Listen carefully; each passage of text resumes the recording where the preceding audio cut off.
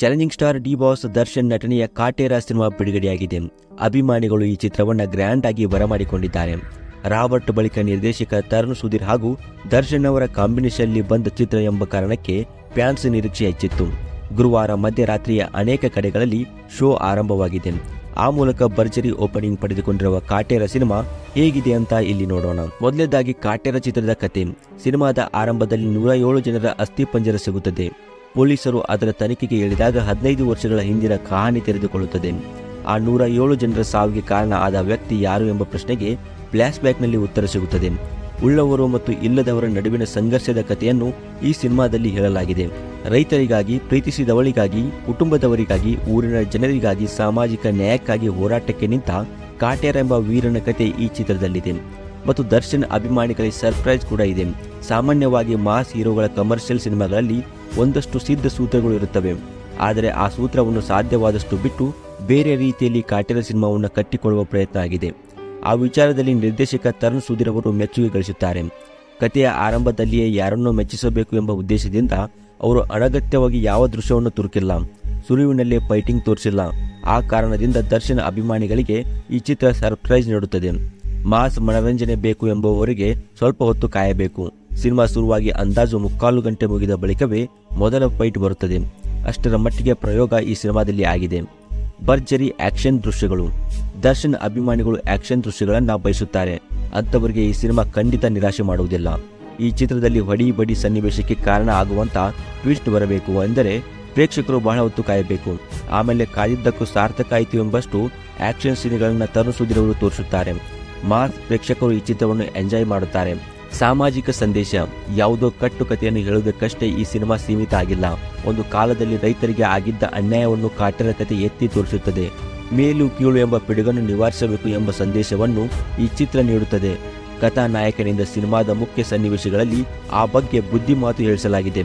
ಆದರೂ ಅದು ಉಪದೇಶ ಎನಿಸದ ರೀತಿಯಲ್ಲಿ ಕಥೆಯ ನಡುವೆ ಬೆರೆತು ಹೋಗಿರುವುದು ಚೆನ್ನಾಗಿದೆ. ಆರಾಧನಾ ನಟನೆ ಹೇಗಿದೆ? ಮಾಲಾಶ್ರೀ ಪುತ್ರಿ ಆರಾಧನೆಗೆ ಇದು ಮೊದಲ ಸಿನಿಮಾ. ಚೊಚ್ಚಲ ಚಿತ್ರದಲ್ಲಿ ಅವರು ತುಂಬಾ ಸ್ಕ್ರೀನ್ ಸ್ಪೇಸ್ ಸಿಕ್ಕಿದೆ. ಪಾತ್ರಕ್ಕೆ ನ್ಯಾಯ ಒದಗಿಸಲು ಅವರು ಸಾಧ್ಯವಾದಷ್ಟು ಪ್ರಯತ್ನಿಸಿದ್ದಾರೆ. ಅವರಿಗೆ ವಯಸ್ಸಿಗೆ ಸರಿ ಎನಿಸುವಂಥ ಪಾತ್ರ ಇದಾಗಿದೆ. ಶ್ರುತಿ, ದರ್ಶನ್, ಅವಿನಾಶ್ ಅವರಂತಹ ಹಿರಿಯ ಕಲಾವಿದರ ಜೊತೆ ಬಹಳ ಆತ್ಮವಿಶ್ವಾಸದಿಂದ ಅವರು ಕ್ಯಾಮೆರಾ ಎದುರಿಸಿದ್ದಾರೆ. ಬಹು ತಾರಾಗಣದ ಸಿನಿಮಾ. ಕಾಟೇರ ಸಿನಿಮಾದಲ್ಲಿ ಕೇವಲ ದರ್ಶನ್ ಮಾತ್ರ ಅಬ್ಬರಿಸುವುದಿಲ್ಲ. ಈ ಚಿತ್ರದಲ್ಲಿ ಬರುವ ಈ ಹಲವು ಪಾತ್ರಗಳು ಹೈಲೈಟ್ ಆಗಿವೆ. ವೈಜನಾಥ್ ಬ್ರಾದಾರ್, ಅವಿನಾಶ್, ಕುಮಾರ್ ಗೋವಿಂದ, ಶ್ರುತಿ ಸೇರಿದಂತೆ ಅನೇಕ ಕಲಾವಿದರು ನಿಭಾಯಿಸಿರುವ ಪಾತ್ರಗಳಿಗೆ ಕಥೆಯಲ್ಲಿ ಮಹತ್ವ ಸಿಕ್ಕಿದೆ. ಈ ಎಲ್ಲ ಕಲಾವಿದರಿಂದಾಗಿ ಸಿನಿಮಾದ ಮೆರುಗು ಹೆಚ್ಚಿದೆ. ವಿಲನ್ ಪಾತ್ರದಲ್ಲಿ ಜಗಪತಿ ಬಾಬು ಎಂದಿನಂತೆ ಅಬ್ಬರಿಸಿದ್ದಾರೆ. ಬಾಲನಟ ರೋಹಿತ್ ಅಭಿನಯಕ್ಕೆ ಮೆಚ್ಚುಗೆ ಸಲ್ಲಲೇಬೇಕು. ಕೆಲವೇ ದೃಶ್ಯಗಳಲ್ಲಿ ಬರುವ ಅಶ್ವಿತ್ ಕುಮಾರ್ ಕೂಡ ಗಮನ ಸೆಳೆಯುತ್ತಾರೆ. ಫ್ಯಾಮಿಲಿ ಪ್ರೇಕ್ಷಕರಿಗೂ ಈ ಸಿನಿಮಾ ಅನ್ವಯಿಸುತ್ತದೆ.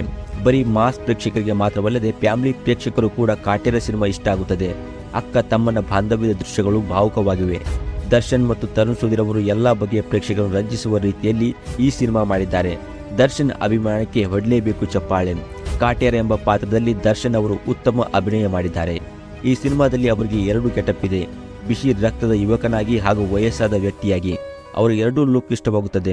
ಆಕ್ಷನ್ ಬದಿಗಿಟ್ಟು ನೋಡಿದರೂ ಅಭಿನಯಕ್ಕೆ ಮಹತ್ವ ಇರುವಂತಹ ಪಾತ್ರ ಇದಾಗಿದೆ. ಈ ಪಾತ್ರಕ್ಕೆ ಅವರು ಸಂಪೂರ್ಣ ನ್ಯಾಯ ಒದಗಿಸಿದ್ದಾರೆ. ಕೆಲವೊಮ್ಮೆ ಶಾಂತ ಸ್ವಭಾವದಿಂದ ಸೆಳೆದುಕೊಳ್ಳುತ್ತಾರೆ, ಇನ್ನು ಕೆಲವೊಮ್ಮೆ ಅಬ್ಬರಿಸುತ್ತಾ ಇಷ್ಟವಾಗುತ್ತಾರೆ. ರೆಟ್ರೋ ಕಾಲದ ಕಥೆಯನ್ನು ಬಹಳ ನೈಜವಾಗಿ ಕಟ್ಟಿಕೊಡಲು ನಿರ್ದೇಶಕ ಪ್ರಯತ್ನಿಸಿದ್ದಾರೆ. ಛಾಯಾಗ್ರಾಹಕ ಸುಧಾರ್ಥ ಎಸ್ ರಾಜ್ ಅವರ ಕೆಲಸ ನಿಮಗೆ ಇಷ್ಟವಾಗುತ್ತದೆ. ಮಾಸ್ತಿ ಬರೆದ ಸಂಭಾಷಣೆಗಳು ಕಥೆಗೆ ತುಂಬಾ ಪೂರಕವಾಗಿವೆ.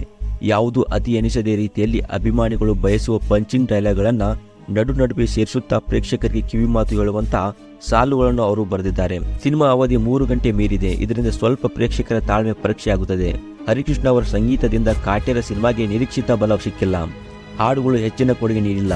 ಕೆಲವು ದೃಶ್ಯಗಳನ್ನು ನೋಡಿದಾಗ ಬೇರೆ ಸಿನಿಮಾಗಳ ಸನ್ನಿವೇಶಗಳು ನೆನಪಿಗೆ ಬರುತ್ತವೆ.